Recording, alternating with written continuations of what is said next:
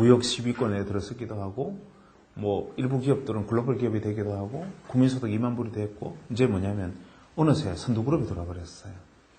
그러니까 예전에 저 앞에 선두가 앞서갈 때는 길을 고민할 필요 없이 달려가면 되는데, 네. 이제 선두그룹이 와버렸으니까 내가 어떤 길을 가야 될지 내가 길을 찾아야 되잖아요.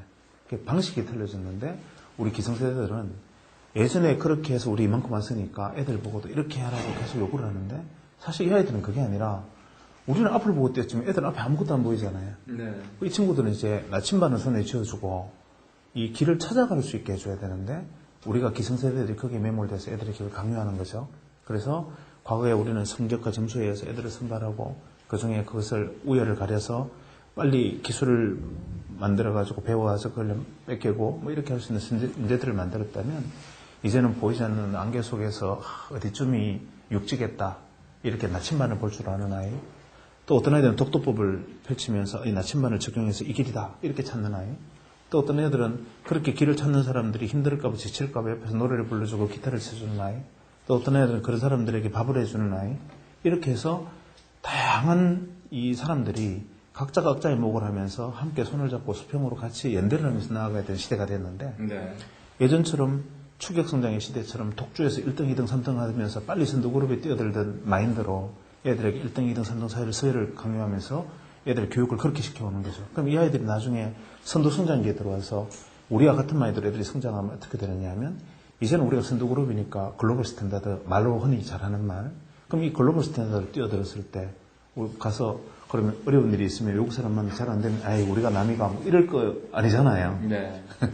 아이 뭐 또 좀 에러 폴트다 하면 에이 뭐 우리만 그러나 이래 않을 거잖아요. 그러니까 지금 애들에게 옳고 그름에 대해서, 바름에 대해서, 함께하는 것에 대해서 그런 교육을 아주 포괄적으로 시켜줘야 되는데, 우리는 이 육의 관점, 습의 관점보다는 학의 관점, 교의 관점으로 우리 시대 기성세대의 가치관을 예전에 강요하고 있죠. 네.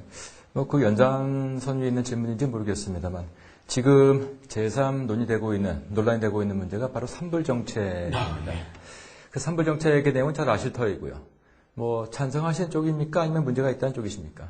산불이 뭐 스카모니 불, 아미타불 뭐 이건 아니고 우리가 교육이라는 것을 어떻게 규정하느냐가 중요한데, 교육이 나의 성장과 내 자신의 어떤 내면을 고양하고 고무하는 측면이 있는 반면, 사회 속에서 기능하는 역할을 또 만들어줄 수 있는 양 가지 측면이 있다면, 우리 사회에서 현재 계층이라는 것이 계급화하지 않게끔 만드는 것이 교육제도의 문제일 것 같아요. 왜냐하면 뭐 지금 현재 결과를 마침 들어서 아시겠지만, 지금 서울대학 입학생, 연세대학 입학생, 고려대학 입학생 중에 외고 출신들이 현재 뭐 거의, 특히 인문계의 경우는 거의 40~50%씩 지금 점유를 하고 있는 상황이고, 판검사 임용, 심지어 요즘 언론사 합격자들 봐도 지금 다 그런 상황인데요.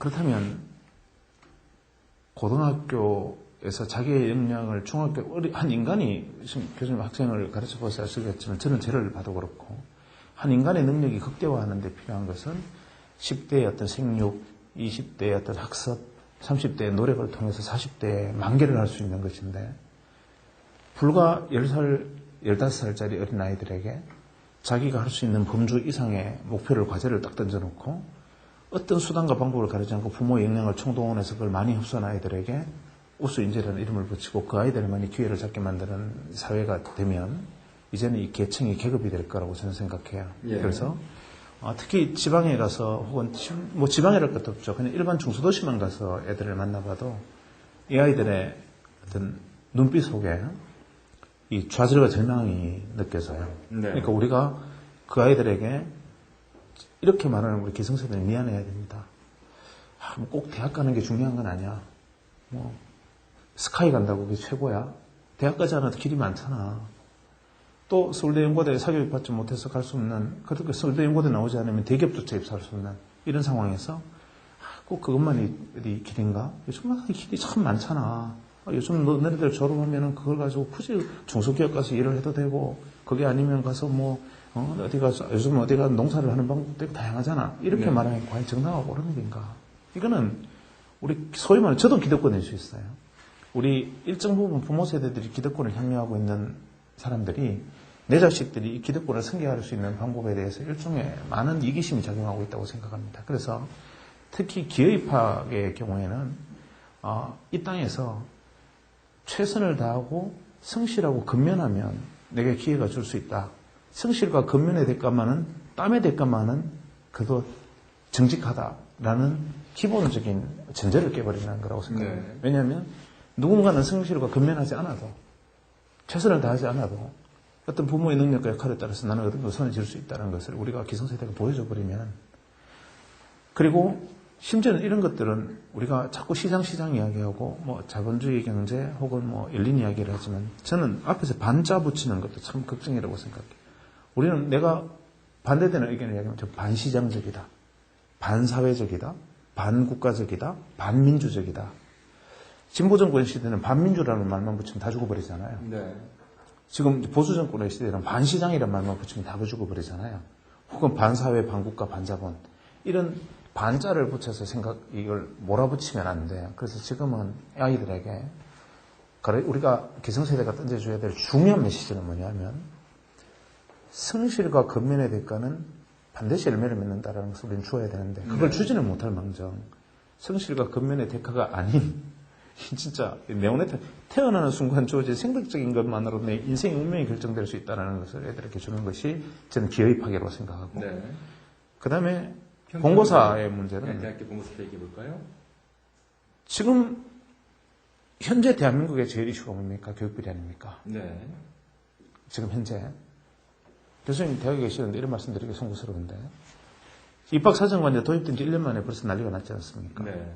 그럼 대학이 그걸 맡겼을 때 우리가 대학을 학생 선발을 앞으로 엄정하고 공정하게 정말 가능성을 보고 아이들에게 공정하게 평가를 한다? 저는 솔직히 교육하시는 분들에게 외람되시면 저는 못 믿겠습니다. 네. 그래서 고도의 어떤 도덕성과 윤리성을 대학이 갖추고 있다고 판단된 시점에서나 대학 선발권이 인정이 될 수 있는 거고요. 그 다음에 3부에서 우리가 또 하나 문제는 고교평준화 문제가 있죠. 우리가 소위 말하는 시장의 논리를 대입을 하면 좋은 물건이 비싸야 되는 거고 성적 좋은 아이들이 등급이 높아야 되는데 성적 좋은 아이들이 안 좋은 아이들에 비해서 상대적으로 내신의 기회가 박탈된다. 이것이 오히려 반시장적이다. 이렇게 생각할 수 있죠. 하지만